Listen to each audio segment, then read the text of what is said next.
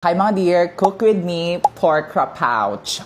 Okay, so I'm just currently doing my mise en place. Mise en place, pa-under ka talaga sa words, dear. So nakapag-gayat na pala ako ng garlic and chili, which is one of the main aromatics for this menu. I love cooking krapaw, especially kapag nagmamadali ako, kasi this is like a perfect 30-minute meal kapag you're rushing or something. Okay, so I have here the ingredients already prepped. I have here my green bean, my chili and garlic aromatic, ground pork. Supposedly, dapat ground chicken to have like a protein ba, like dapat protein to like a protein meal. And lastly, I have basil and yeah. One of the main emotions sa pad krapaw is fried egg. So we're gonna fried egg first para iset aside na lang natin siya. I don't know guys, let me know kung nag-enjoy kayo sa gantong mga kabulagan ko, tong fantasy ko sa buhay. Sobrang different na to sa usual content ko. So I don't know if you guys gonna like this, but for me, I am enjoying this so far. Oh boy, feeling ko nagka-practice lang talaga ako maging misis. Hey! Hey!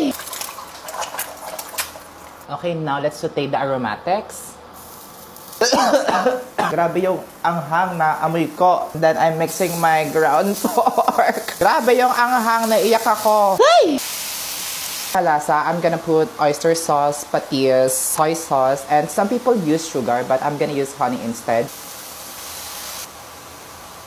Hey! And after that, we're gonna put our beans. Period. Oh my god, she's coming together, guys. Add salt and pepper to taste. Also add my favorite emote, which is thyme. Then once it's halfway cooked, we're gonna put our basil. This is gonna be our last aromatic para talaga maging Thai food siya. Gets ba?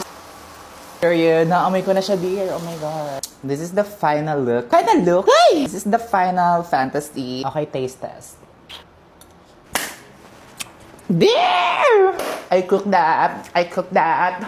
Period. Hey!